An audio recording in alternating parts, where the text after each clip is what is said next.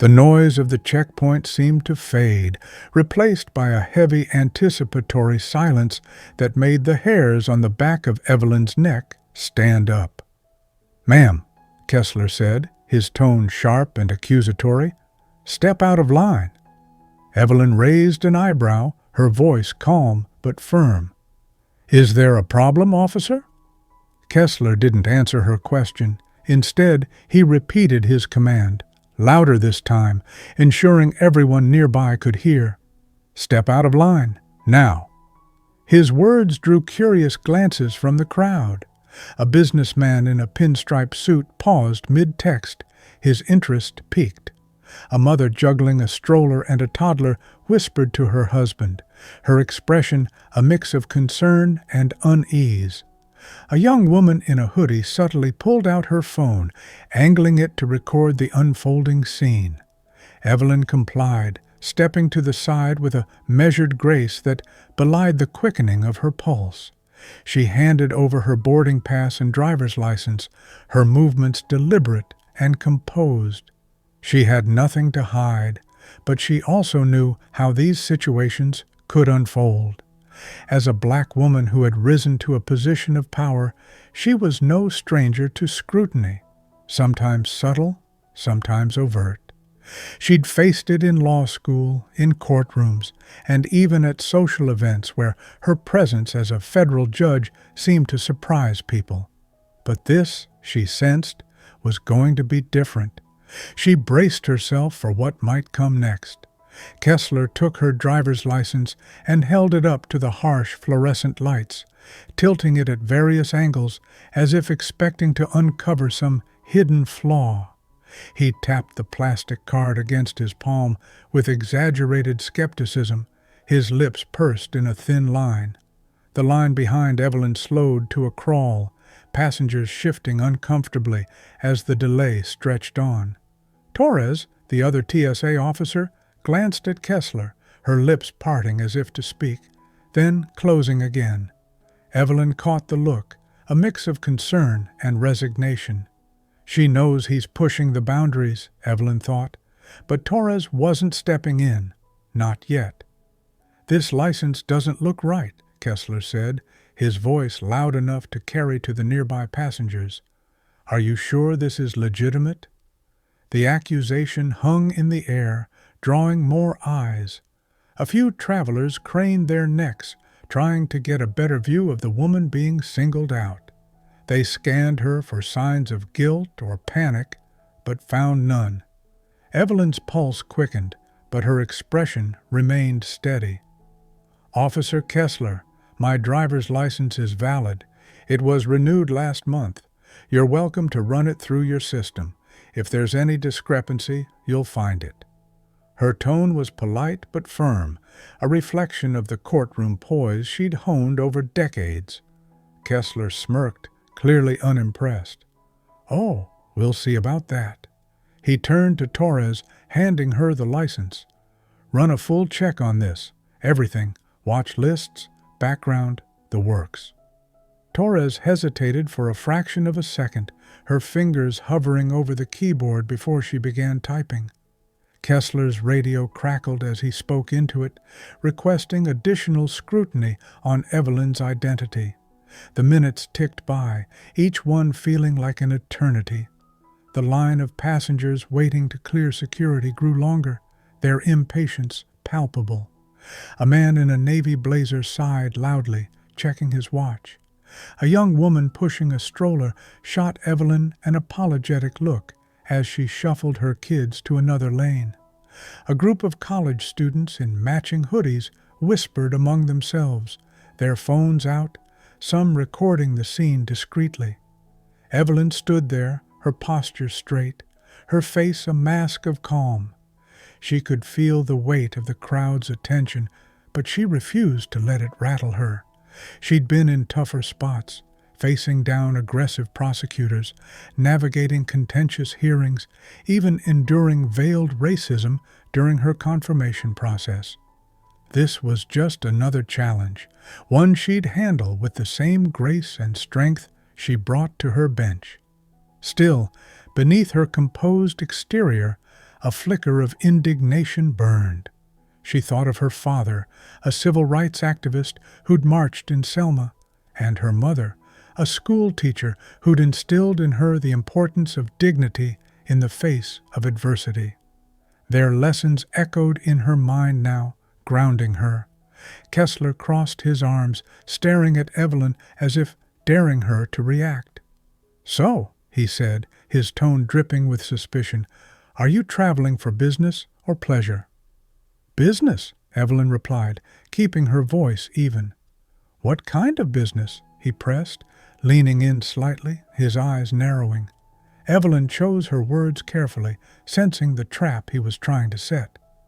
"I'm attending a conference in Washington, D.C., she said, holding up her itinerary. "I work in the legal field." Kessler scoffed, a harsh, dismissive sound. "Legal field, huh? What does that mean? You a lawyer or something?" His tone suggested he found the idea laughable, as if Evelyn couldn't possibly belong in such a profession.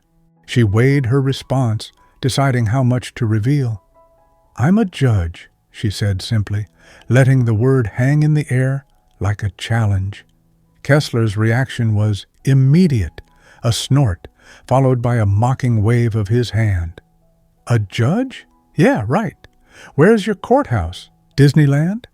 He laughed, glancing at Torres for support, but she kept her eyes on the computer screen, her discomfort evident in her tense posture. "In Minneapolis," Evelyn said calmly, her voice steady. "I'm with the U.S. District Court." For a moment, Kessler's smirk faltered, but he quickly recovered, doubling down on his skepticism. "Never heard of it. Sounds like a story to me." He turned to Torres, his voice impatient. "Anything yet?" Torres shook her head, her voice quiet but clear. "The system's clean so far. No flags, no discrepancies." That should have been the end of it. A clean background check, a valid ID, a ticket with no issues. There was no reason to hold Evelyn any longer. But Kessler wasn't satisfied. His eyes narrowed, and he waved a hand toward her bags. "We're not done here. I'm checking your bags. All of them." Evelyn sighed, her patience wearing thin but her composure intact. "Go ahead, officer. I have nothing to hide." Kessler motioned her to a secondary screening area, a small table off to the side of the checkpoint. He unzipped her satchel and roller bag with theatrical flair, pulling out her belongings one by one and placing them on the table with little regard for care. Legal pads, a laptop, a neatly folded blazer, a small toiletry bag. He examined each item as if expecting to find contraband. He even shook out her scarf, as if a silk accessory might conceal a weapon. The crowd watched, some with curiosity, others with sympathy. An older man in a tweed jacket, who'd been in line behind Evelyn, caught her eye and offered a subtle nod of support. She returned it, a silent acknowledgment of the shared understanding between them. The search yielded nothing, no prohibited items, no suspicious objects, just the meticulously organized belongings of a woman who valued order and preparation. Kessler's frustration was evident in the way he shoved her items back into the bag, his movements jerky and irritated. Torres, standing nearby, finally spoke up, her voice soft but firm. "Everything's clear, Officer Kessler." Kessler ignored her, his jaw tight. "You're free to go," he muttered to Evelyn, but his tone suggested he wasn't convinced. For now. Evelyn repacked her bags methodically, her movements deliberate and unrushed. She could feel Kessler's eyes on her as she walked away, her roller bag clicking against the tiled floor. The encounter had left her shaken, but she refused to let it derail her. "Not today," she thought. "I have a speech to give, a room full of judges to inspire. He doesn't get to win." She glanced at her watch, still plenty of time to make her gate. She pushed the incident to the back of her mind, focusing on the task ahead. She made her way to Gate C19, weaving through the crowded concourse. The gate area was a microcosm of the airport's chaos, A toddler raced in circles around his exasperated mother. A group of tech entrepreneurs debated blockchain in loud voices, and a gate agent fielded complaints about the weather delays with practiced patience. Evelyn found a seat near a large window, the Chicago skyline barely visible through the drizzle that was now turning to light snow. She pulled out her tablet to review her speech notes, trying to refocus.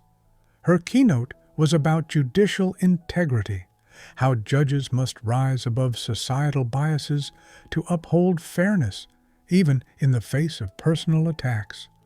The irony of her morning wasn't lost on her, and she made a mental note to weave this experience into her remarks if she could. As she worked, she couldn't shake the feeling of being watched. She glanced up, scanning the gate area, and her heart sank. There, striding through the concourse with a determined gait, was Kessler. His posture was rigid, his eyes scanning the gates like a predator on the hunt. Evelyn's stomach tightened.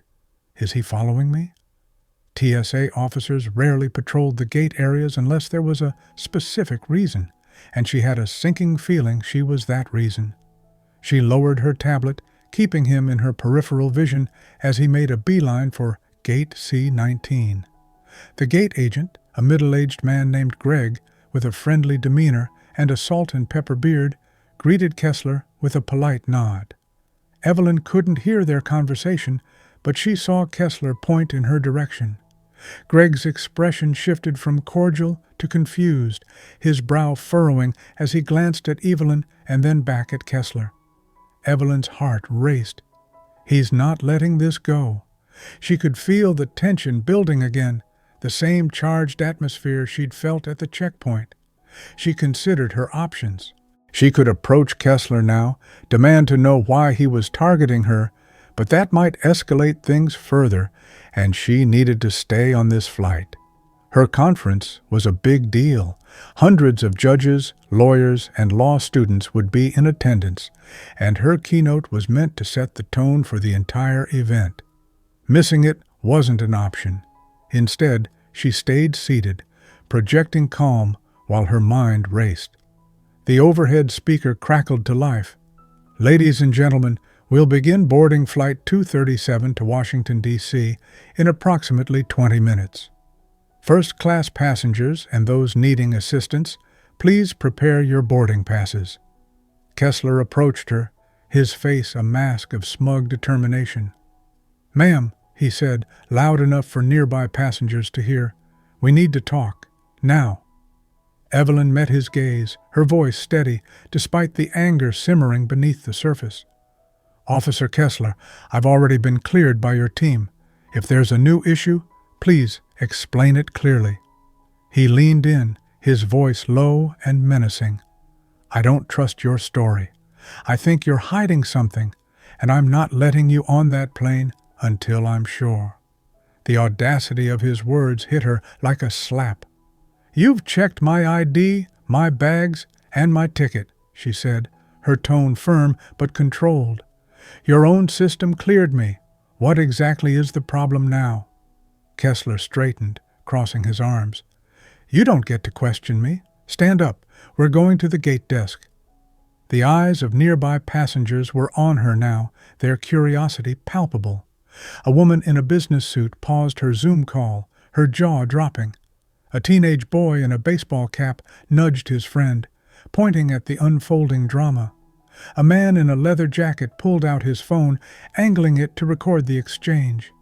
Evelyn felt the weight of their attention, but she refused to let it rattle her. She stood, grabbing her satchel and roller bag, and followed Kessler to the gate desk. Greg, the gate agent, looked visibly uneasy, caught between Kessler's demands and his own sense of fairness. "What's this about?" he asked, his voice cautious.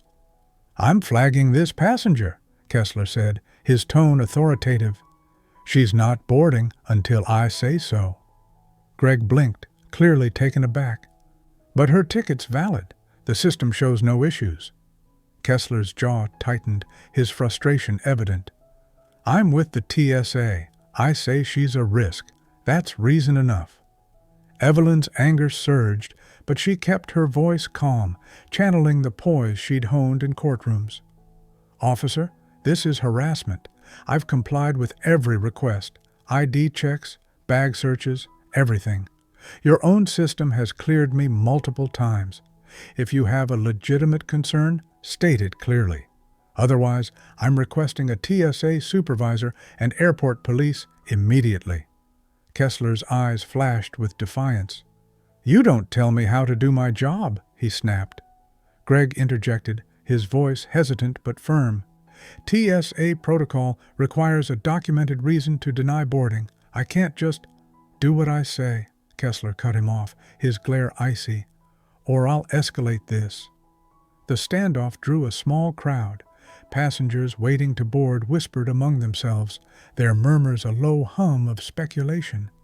The man in the leather jacket continued filming, his phone steady. A woman with a toddler in her arms shook her head in disbelief. Evelyn noticed the growing attention and felt a flicker of hope. If this goes public, it'll expose him, she thought. But she also knew the cost of such exposure, her name, her face, her reputation, dragged through the unpredictable currents of social media. She took a deep breath, grounding herself in the principles she lived by. "Officer Kessler, I'm giving you one last chance to explain your actions. If you can't provide a valid reason, I'm entitled to speak to your supervisor." Kessler's face reddened, his frustration boiling over. "Fine," he spat. "I'll get the supervisor, but you're not going anywhere." He grabbed his radio and barked a request for backup, his voice tight with irritation. As they waited, Evelyn's mind raced.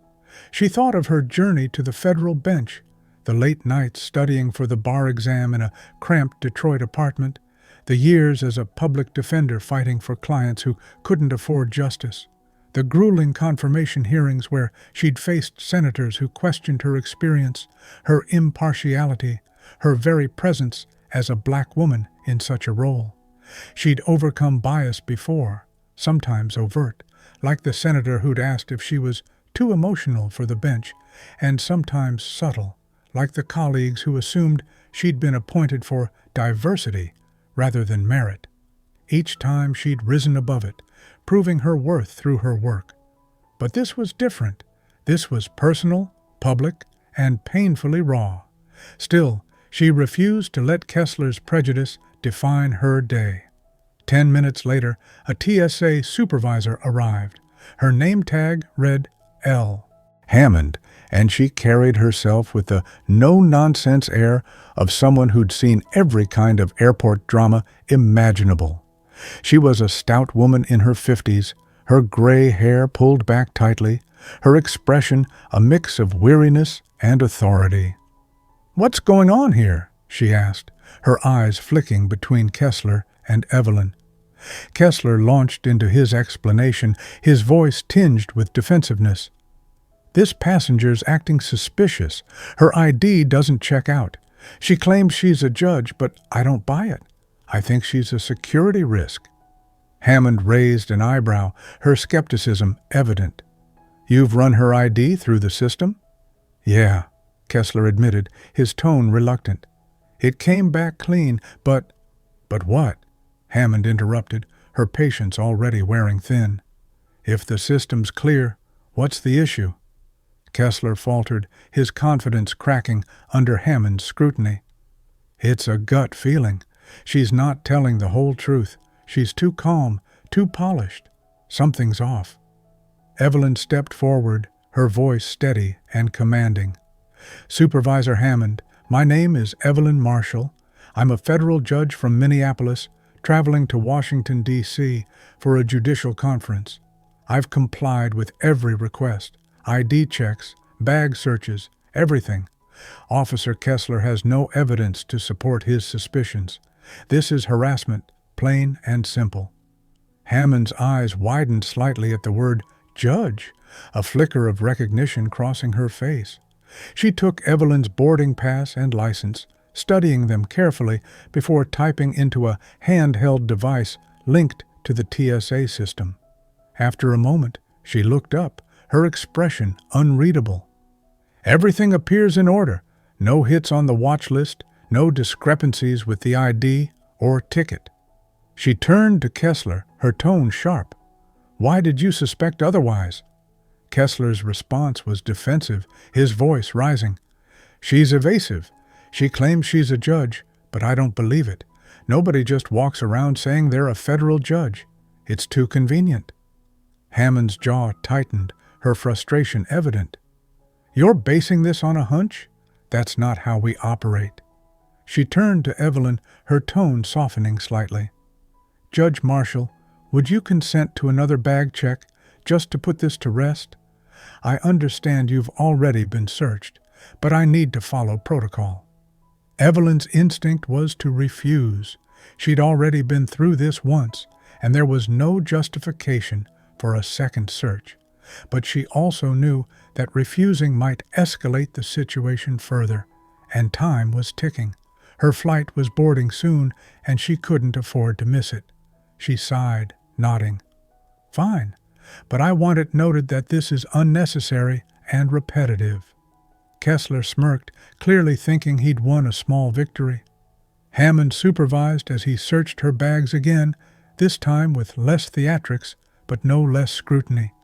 He rifled through her belongings, legal pads, a laptop, a small toiletry bag, a few personal items, checking every pocket, every seam.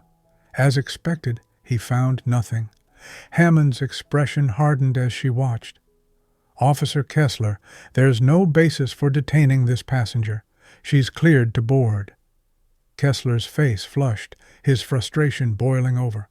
"I still don't trust her. We should hold her until we can—" "Enough," Hammond snapped, her voice cutting through his protests like a knife. "You're out of line. Return to your post immediately." Kessler stormed off, muttering under his breath, his footsteps echoing as he disappeared into the concourse. Hammond turned to Evelyn, her expression apologetic. "Judge Marshall, I'm sorry for the inconvenience. You're free to board." Greg, the gate agent, hurried over, his relief palpable. "Judge Marshall, we're boarding now. I'm so sorry for the trouble." "Thank you," Evelyn said, forcing a small smile despite the lingering tension in her chest. She handed over her boarding pass, the scanner beeping in approval. As she stepped onto the jet bridge, she felt the weight of the encounter settle over her like a heavy cloak. She thought the worst was over, that she could finally put this ordeal behind her and focus on her conference. But she was wrong. Evelyn settled into her first-class seat, stowing her satchel in the overhead bin and placing her roller bag under the seat in front of her. The cabin was quiet, with only a handful of passengers, a businessman typing furiously on his laptop, an elderly woman knitting a scarf, and a young couple sharing earbuds as they watched a movie on a tablet. Evelyn leaned back, trying to shake off the morning's events. Her speech was in 24 hours, and she needed to be at her best, sharp, focused, inspiring. She pulled out her tablet, scrolling through her notes, but Kessler's sneering face kept intruding on her thoughts. She couldn't shake the feeling that he wasn't done with her. The plane's engines hummed to life as the crew prepared for departure. Evelyn allowed herself a moment of relief, closing her eyes and taking a deep breath. "I'm on the plane. It's over." But just as the flight attendants began their safety briefing, her phone buzzed with a notification from the airline app.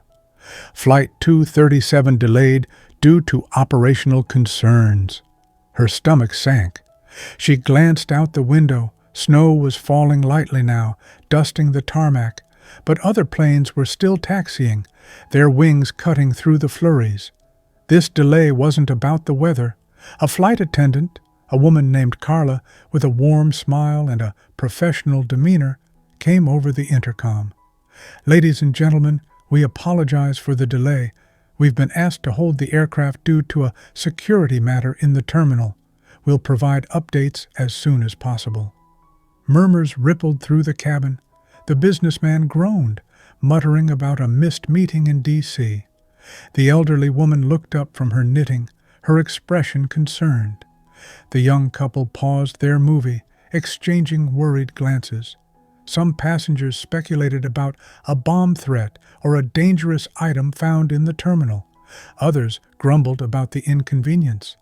Evelyn, however, had a sinking feeling she knew exactly what or who was behind this.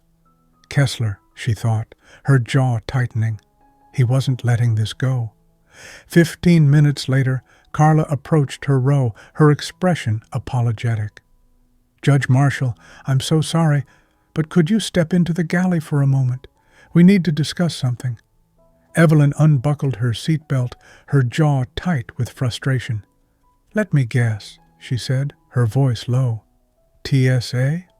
Carla nodded, her voice barely above a whisper. "They've flagged your boarding status.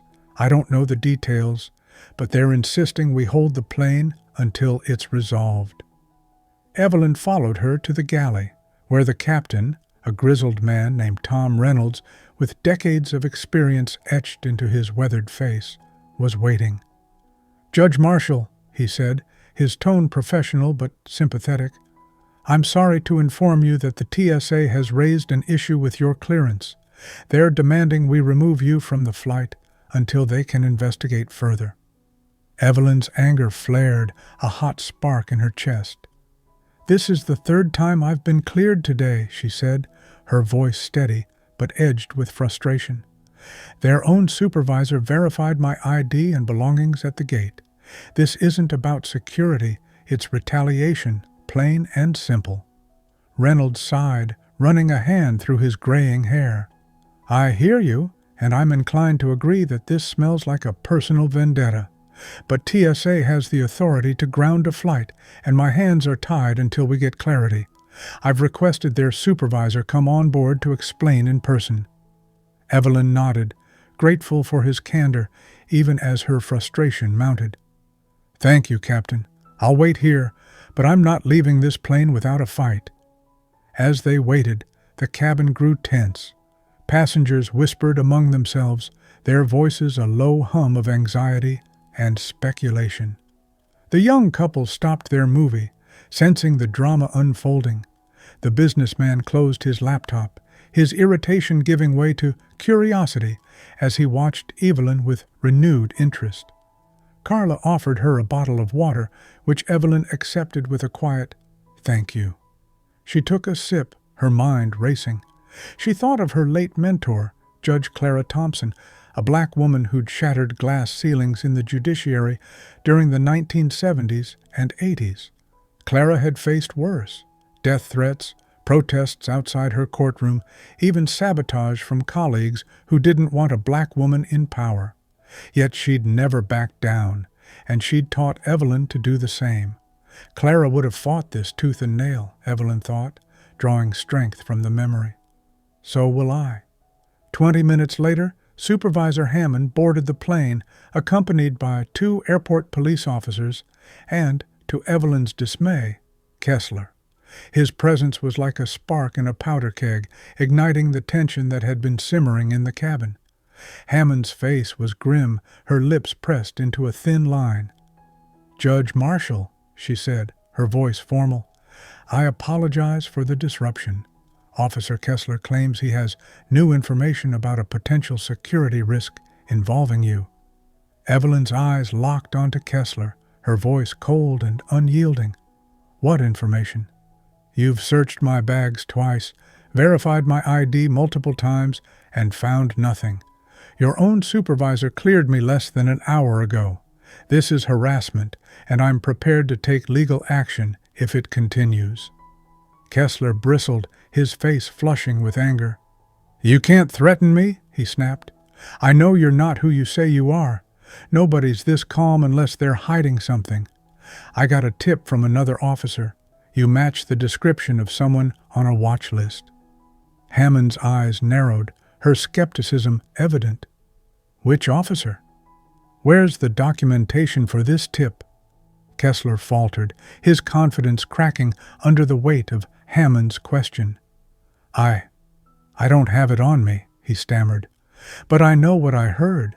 The airport police officers exchanged glances, their expressions a mix of disbelief and irritation. One of them, a woman named Officer Patel, spoke up, her voice calm but firm. "Supervisor Hammond, we've checked the system ourselves.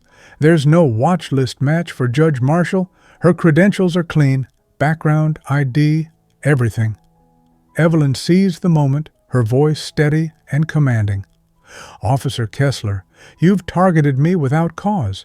I'm a federal judge, and I'm carrying official documents for a judicial conference. If you have evidence, show it now.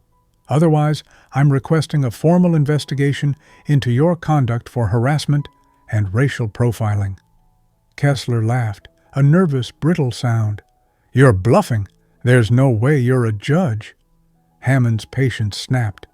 "Officer Kessler, enough," she said, her voice sharp. She turned to Evelyn, her tone softening. "Judge Marshall, I need to verify your credentials one last time to put this matter to rest. May I have your business card or any official ID?" Evelyn reached into her satchel and handed over her federal judge's identification card, complete with the U.S. court seal and her official title. Hammond studied it carefully, then pulled out her phone and dialed a number. After a brief conversation, she hung up, her expression a mix of relief and anger. "I just spoke to the U.S. District Court in Minneapolis," she said, her voice steady. "Judge Marshall is exactly who she says she is, a sitting federal judge." The cabin erupted in murmurs, a wave of shock rippling through the passengers who'd overheard. The businessman clapped slowly, a gesture that spread to a few others, their applause a quiet show of support. The elderly woman smiled at Evelyn, her eyes warm with admiration. The young couple whispered to each other, their expressions a mix of awe and disbelief. Kessler's face drained of color, his bravado collapsing like a house of cards. He opened his mouth to protest, but Hammond cut him off with a sharp gesture. "Officer Kessler, you're suspended pending a full investigation into your conduct. Report to the office immediately." Kessler's jaw tightened, his anger palpable, but he had no choice. He stormed off the plane, his footsteps echoing on the jet bridge as he disappeared from view. Hammond turned to Evelyn, her expression sincere. "Judge Marshall, on behalf of the TSA, I deeply apologize for this ordeal. You're free to remain on this flight, and I'll ensure you're not disturbed again." Evelyn nodded, her voice steady but firm. "Thank you, Supervisor Hammond. But I want to file a formal complaint against Officer Kessler. This isn't just about me. It's about every person he's targeted without cause. I won't let this be swept under the rug." Officer Patel pulled out a notepad, her expression professional. "We'll take your statement now, if you're willing, Judge Marshall." Evelyn agreed, and after the plane was cleared to depart, the group moved to a private room in the terminal to document her complaint. She recounted every detail of the ordeal: Kessler's initial hostility at the security checkpoint, his baseless accusations at the gate, his refusal to back down even after multiple clearances, and finally, his attempt to have her removed from the flight. She spoke of the humiliation of being singled out in front of a crowd, the fear of missing her flight and letting down her colleagues at the conference, and the deeper pain of knowing that this was about her race, not her actions. Her voice remained calm, but the emotional toll was evident in the slight tremor of her hands as she spoke. As she gave her statement, Evelyn's mind drifted to the countless others who'd likely faced similar treatment at Kessler's hands, people without her title, her resources, her ability to fight back. She thought of her father, who'd marched in the 1960s for equal rights, enduring tear gas and batons to demand a better future. She thought of her mother, who'd taught her to hold her head high even when the world tried to tear her down. Their strength fueled her resolve now, reminding her that this fight wasn't just for herself. It was for every person who'd been unfairly targeted, dismissed, or silenced by prejudice. When she finished, Patel assured her that the complaint would be escalated to the Department of Homeland Security for review. "This is a serious matter, Judge Marshall," she said, her tone sincere. "We'll make sure it's handled properly. Your statement, along with witness accounts, will be part of the official record." Hammond, who'd stayed to oversee the process, added her own assurance. "I've already contacted our regional director," she said. "Kessler's actions are unacceptable, and we'll take appropriate disciplinary measures. I'm also recommending a review of our training protocols at O'Hare to prevent this from happening again." Evelyn nodded, her expression thoughtful. "Thank you," she said, "but I'd like to ensure this goes beyond the TSA. I want the Department of Homeland Security to investigate, and I'd like to be kept informed of the outcome. If Kessler has done this to me, a federal judge, imagine how he's treated others who don't have the means to push back." Hammond agreed, her expression grave. "I'll make sure your request is noted, and I'll personally follow up with DHS. You have my word." With the formalities complete, the airline rebooked Evelyn on a later flight to D.C., offering her a pass to the first-class lounge as a gesture of apology. She spent the intervening hours in the lounge, a quiet oasis amidst the airport's chaos. The space was softly lit, with plush chairs and a panoramic view of the tarmac where planes moved through the falling snow. Evelyn ordered a cup of chamomile tea, hoping to calm her nerves, and settled into a corner seat to reflect on the day.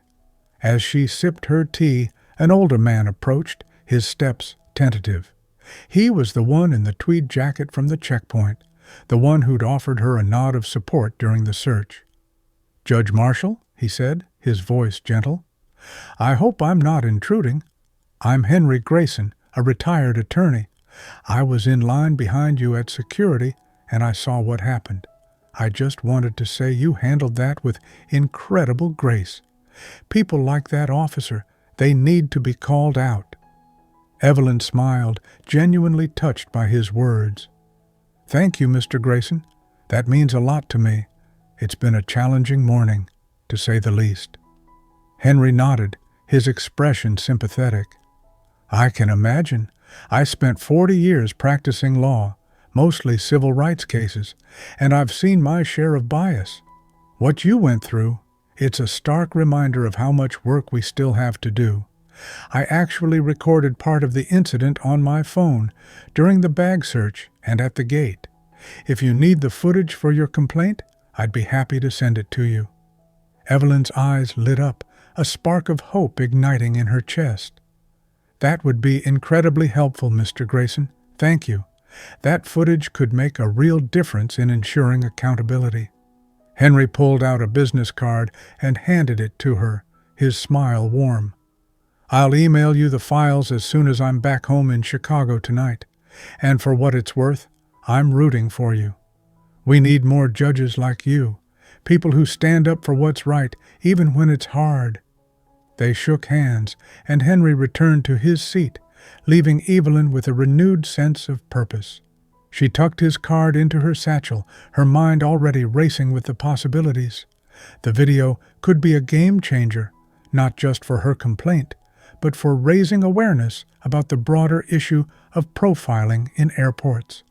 She thought of the young woman who'd been recording at the checkpoint, the man in the leather jacket at the gate. How many others had captured this on their phones? If this went viral, it could spark a much-needed conversation about systemic bias in security practices. Her new flight boarded without incident, the process smooth and uneventful. The gate agent, a young woman named Aisha with a bright smile, greeted her warmly. "Judge Marshall, we're honored to have you on board. Safe travels to D.C." Evelyn thanked her, appreciating the kindness after such a tumultuous day. She settled into her seat, the cabin lights dimming as the plane taxied down the runway. Outside, the snow had stopped, and the runway lights glowed like beacons in the early evening darkness. As the plane lifted off, Evelyn felt a wave of empowerment wash over her. She'd faced a blatant abuse of power head-on, using her calm determination and commitment to justice to prevail. In Washington, D.C., Evelyn delivered her keynote address to a packed auditorium at the Judicial Conference. The room was filled with hundreds of judges, lawyers, law professors, and students, all gathered to discuss the future of the American legal system. Her speech, originally focused on judicial integrity, took on a new dimension as she wove in the story of her ordeal at O'Hare. She spoke of the need for accountability, not just in courtrooms, but in every institution where power could be misused. She described the humiliation of being singled out, the frustration of being dismissed, and the deeper pain of knowing that her race had played a role in Kessler's actions. But she also spoke of hope, of the passengers who'd supported her, the TSA supervisor who'd listened, and the airport police who'd ensured her complaint would be heard. The audience was riveted, hanging on her every word. When she finished, the room erupted in a standing ovation, the applause echoing through the auditorium. Colleagues approached her afterward, their expressions a mix of admiration and outrage. "Your story is a wake-up call," one judge told her, shaking her hand. "We can't ignore these issues anymore." A law student, a young black woman with tears in her eyes, thanked Evelyn for giving her hope.